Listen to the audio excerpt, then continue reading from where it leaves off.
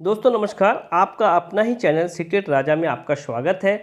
आज हम लोग ईवीएस 2012 नवंबर का फर्स्ट पेपर 1 to 5 में तो ईवीएस होता ही है, फर्स्ट पेपर का लेंगे और इस प्लेन के साथ और प्लेलिस्ट में 2011 से लेकर 2021 तक का प्रीवियस ईयर क्वेश्चंस सॉल्यूशन के साथ आप उसको देखो और क्लास को ज्वाइन करो। डिजिटल कंटेंट के साथ सारे सब्जेक्ट का क्लास है। इसको आप कर लोगे तो इस बार का CTET easy going tricky way में मैजिकल वे में मक्खन के साथ आप क्रैक करोगे। सीटेट का बनना है राजा, सब्सक्राइब करें सीटेट राजा। जी हाँ दोस्तों, क्वेश्चन नंबर 61 लेंगे। बिहार के गांव में बहुत से किसान अतिरिक्त धन कमाने के लिए मधुमक्खी पालन करते हैं। ठीक है, शहद एकत्रित करने का कार्य करते हैं। मधुमक्खी पालन शुरू करने के लिए सबसे अच्छा समय कौन सा है? दोस्तों इसका प्लेलिस्ट में वीडियो है, जाके चेक करेंगे। एनसीईआरटी का topic wise class wise video करा दिया गया है। अगर मैं बात करूं मधुमक्खी पालन का तो अक्टूबर से दिसंबर का महीना होता है जो सूटेबल होता है। मधुमक्खी को लीची का फूल लुभाती है। ये सब टैग वर्ड है, ये नोट्स है, जाके आप चेक करो, प्लेलिस्ट में है। मधुमक्खी रानी मधुमक्खी अंडा देती है। इस तरह का सारा चीज़ मधुमक्खी के बारे में दिया गया है, आप जाके उन्हें चेक करो। काफ़ी इजी और आसान भाषाओं में आप उसे कर लोगे। अब देखते हैं, उन्हें चुनिए जो अन्न से भिन्न है। पेट्रोल, पैराफिन, मेम और ग्रीस ये तीनों एक ही कैटेगरी का है।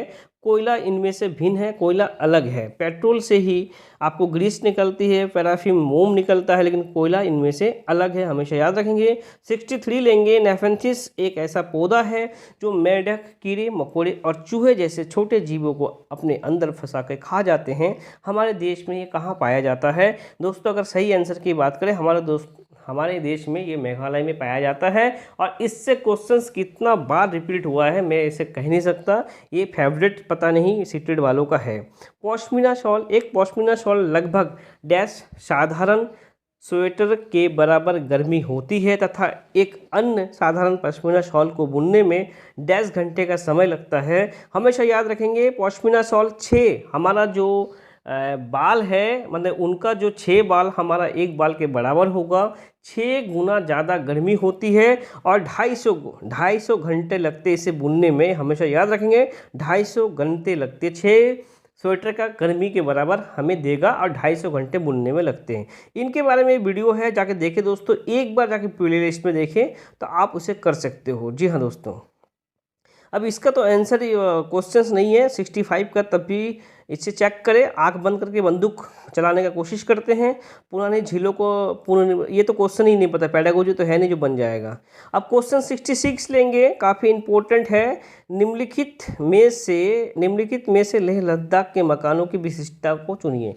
लेह लद्दाख में क्या होते हैं? जी हाँ, पेड़ के तने से बनी लकड़ी की ढालू छतें, ये उत्तराखंड में होता है दोस्तों।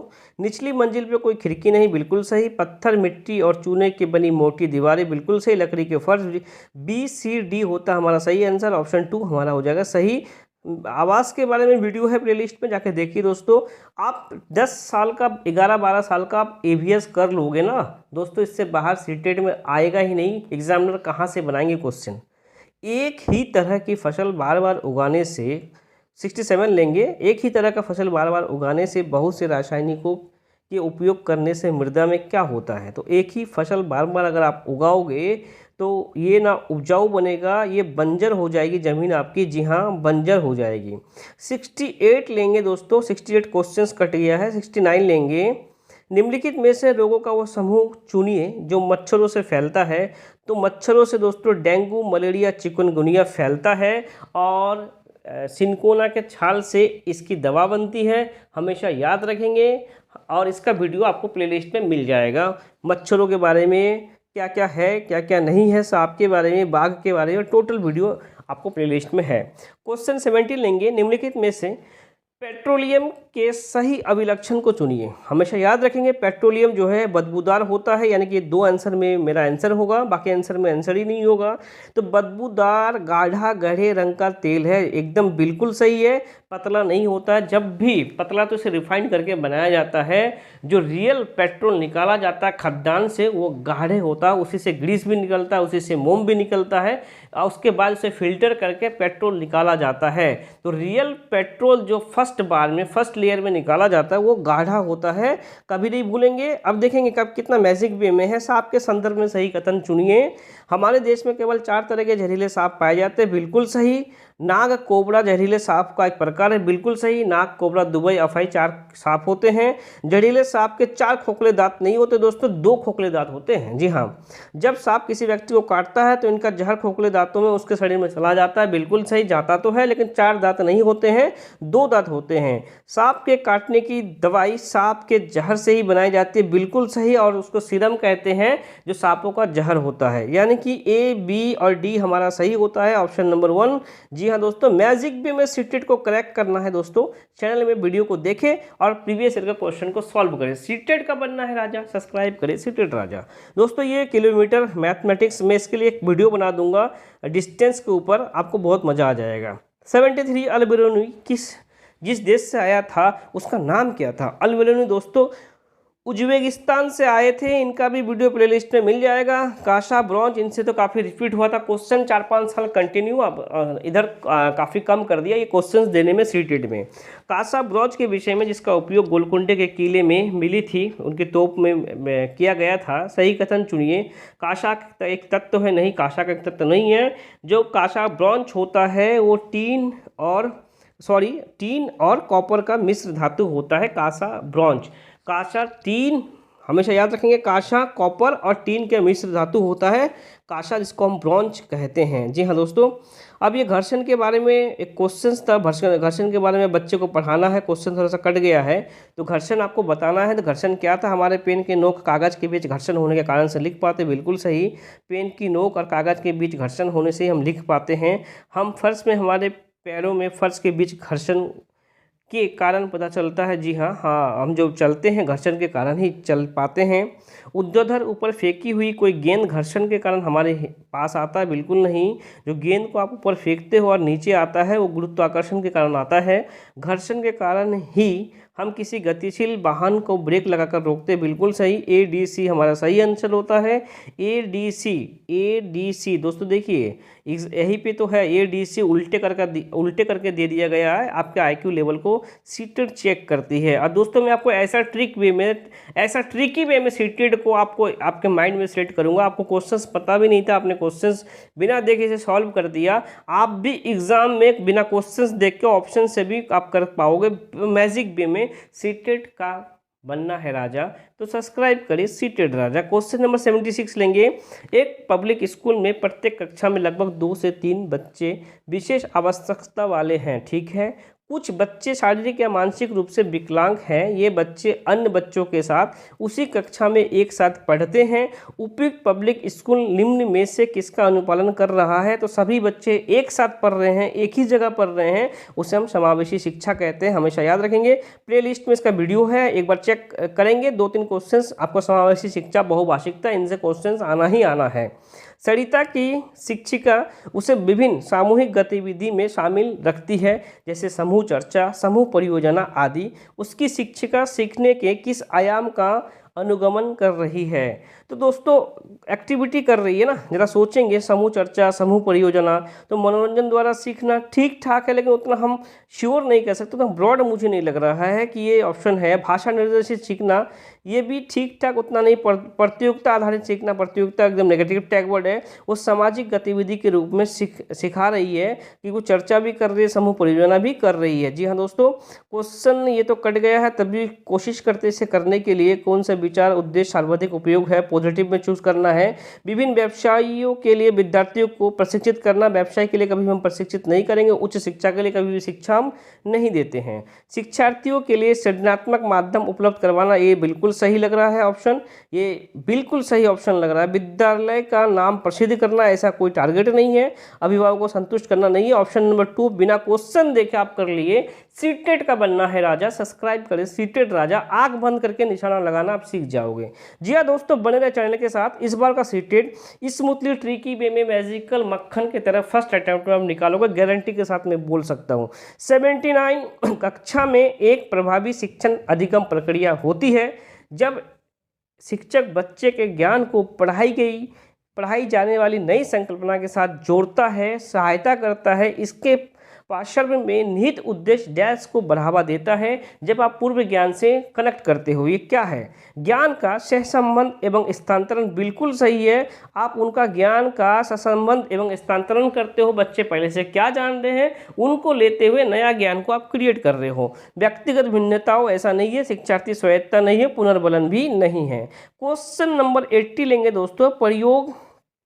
प्रयोग और प्रयोगात्मक कार्य करते हुए श्यामा का निष्पादन कक्षा में सर्वश्रेष्ठ होता है, उसे बहुत सृजनात्मक शिक्षार्थी माना जाता है, इसलिए वह डैश के रूप में संकल्पनाओं को सीखती है। तो दोस्तों ये जो इसके बारे में बात हो रही है वो सृजनात्मक विद्यार्थी है, और हमेशा याद रखेंगे सृजनात्मक विद्यार्थी का अभिसारी चिंतन होता है, और जो प्रतिभाशाली बालक होते हैं उनके अभिसारी चिंतन होता है। इसके बारे में भी वीडियो है चिंतन के बारे में, जाके चेक करेंगे प्लेलिस्ट में। इस बार का सीटेड आपका निकलेगा, कोई भी क्वेश्चंस आपको वीडियो से बाहर नहीं जाएगा गारंटी के साथ। क्वेश्चन नंबर 81 लेंगे। क्वेश्चन नंबर 81, डैश के अलावा, फिर से नेगेटिव, डैश के अलावा बच्चे के विकास को आकार देने वाले पर्यावरण कारकों में निम्नलिखित में सभी शामिल हैं। डैश के अलावा यानी कि 3 तो मुझे यहाँ पे नेगेटिव मिलने वाला है। ठीक है, अब देखते हैं। शारीरिक गठन, ये तो बच्चे का वातावरण कारक है जी, एक बात हमेशा याद रखेंगे। विकास के 2 आयाम मुख्य है, अनुवांशिकता और वातावरण। जी हाँ, अनुवांशिकता और वातावरण 2 आयाम मुख्य है, दोनों के बगैर हम विकास की कल्पना भी नहीं कर सकते हैं। तो शारीरिक गठन तो हमें अनुवांशिकता और पर्यावरण का तालमेल से मिलेगा। शिक्षा की गुणवत्ता भी पर्यावरण और अनुवांशिकता से मिलेगा। पौष्टिकता की गुणवत्ता, जी हाँ मिलेगा, लेकिन सांस्कृति जो है ये नहीं मिलेगा, ये संस्कृति नहीं मिलेगा, ये सिर्फ पर्यावरण ही है। संस्कृति, जी हाँ हमेशा याद रखेंगे, इसे अनुवांशिकता से कोई मतलब नहीं है, यानी कि यहाँ पे पर्यावरण की ही बात हो रही है। इंडिविजुअल, ऑप्शन नंबर 2 हमारा होता सही। 82 लेंगे दोस्तों। 82 फिर से देखिए, क्वेश्चंस नहीं है, आंख बंद करके बंदूक का निशाना लगाते हैं, कोशिश करते हैं। प्रत्येक पाठ को समझती है, कोई भी होगा, कुछ भी क्वेश्चंस होगा। यह डैश के विकासात्मक सिद्धांत की ओर संकेत करता है। अब देखेंगे ये क्या है। तो इस अंत संबंध, व्यक्तित्व भिन्नता, समान से विशिष्ट की ओर निरंतरता। दोस्तों ये देखेंगे अंत संबंध और समान से विशिष्ट की ओर, ये 2 टैगवर्ड मुझे इस क्वेश्चंस के अकॉर्डिंग लग रहा है। जो 90% ब्रॉड ये है, सामान्य से विशिष्ट की ओर जा रहा है, क्योंकि विकासात्मक सिद्धांत समान से विशिष्ट की ओर जाता है। विकास का ये सिद्धांत है, क्योंकि विकास पहले नॉर्मल होता है, फिर वो विशिष्ट की ओर जाता है। कोई लुढ़कना सीखता है, फिर चलना, फिर टहलना, फिर आगे दौड़ना सीखता है। जी हाँ, तो सामान्य से विशिष्ट की ओर विकास चलता है। ऑप्शन नंबर 3, आपको क्वेश्चंस पता भी नहीं था, ऑप्शन से आप कर लोगे। 83, सहयोगात्मक अधिगम में पुराने एवं अधिक दक्ष विद्यार्थी छोटे एवं कम कुशल विद्यार्थियों का आकलन करते हैं। इसका परिणाम क्या है? मतलब नहीं होते मॉनिटर टाइप के कुछ जीनियस होते हैं जो नीचे से लोअर लेवल वाले को थोड़ा चेक करते हैं। तो क्या है? उच्च उपलब्धि और स्वगरिमा, उच्च नैतिक विकास, नैतिक विकास तो ये नहीं है। समूह में द्वंद्व नहीं है, गहन प्रतियोगिता नहीं है, उच्च उपलब्धि और स्वगरिमा है, क्योंकि बच्चा आप आकलन भी कर रहा है, यानी कि बच्चा भी सीख रहा होता है उसमें।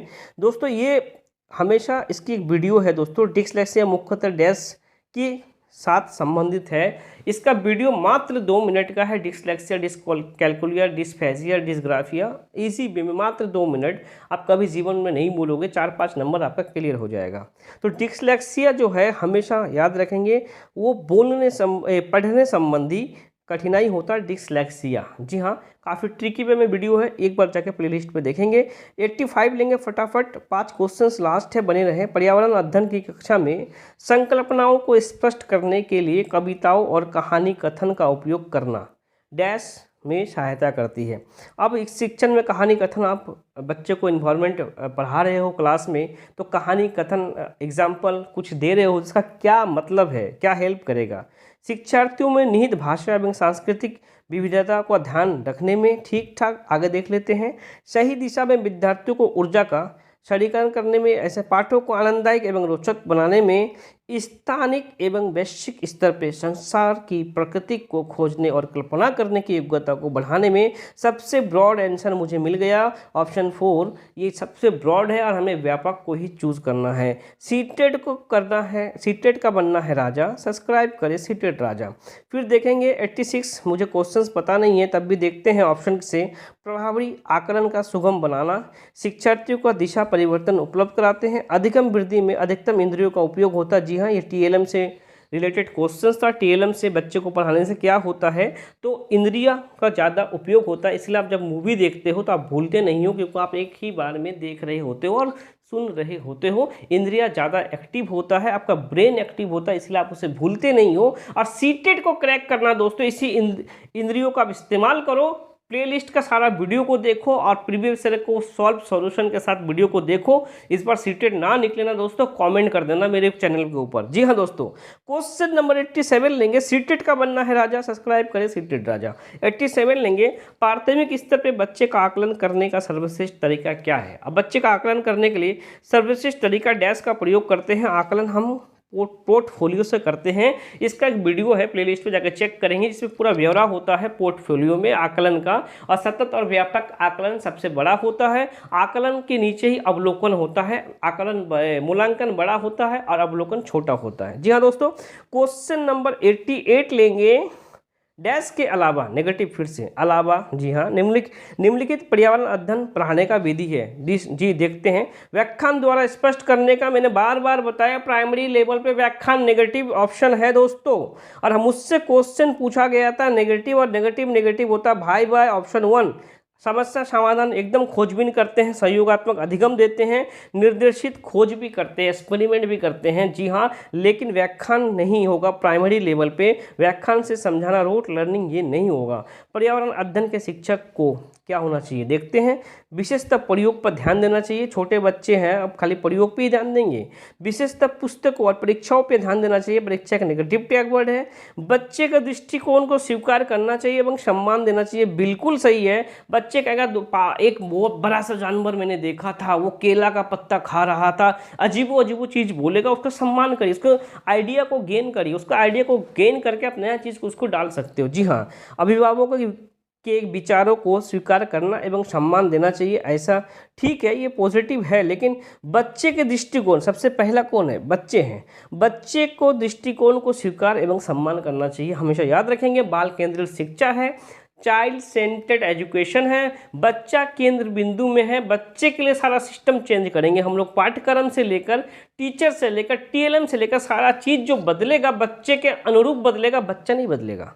हमेशा याद रखेंगे। सीटेट का बनना है राजा, सब्सक्राइब करें सीटेट राजा। क्वेश्चन 90 लेंगे, पर्यावरण अध्ययन की पाठ्य पुस्तक में अभ्यास एवं गतिविधियों को डैश का उपलब्ध कराना चाहिए। जी हाँ, अब जो पर्यावरण अध्ययन का जो पाठ्य पुस्तक में अभ्यास और गतिविधि एक्टिविटीज़ हैं, ये कब कराना चाहिए दोस्तों, ये इकाई के अंत में कराना चाहिए। 2 लाइन 4 लाइन आप देखोगे एनसीईआरटी के किताब में 2 से 4 लाइन होने के बाद एक इकाई में कुछ एक्टिविटीज़ वगैरह है, नोट डाउन है, उसी कहते हैं इकाई के पाठ के अंत में नहीं, प्रकरण के अंत निर्मित नहीं, पुस्तक के अलग अलग स्थान पे नहीं, इकाई के अंत में होना चाहिए। दोस्तों इस बार का सीटेट आपका easy going, smoothly, magical, tricky way में मक्खन की तरह निकलेगा। सीटेट का बनना है राजा, सब्सक्राइब करें सीटेट राजा। दोस्तों बने रहे चैनल के साथ, वीडियो को देखिए और प्रीवियस ईयर क्वेश्चंस करें। इस बार का सीटेट गारंटेड आप निकालोगे। जय हिंद।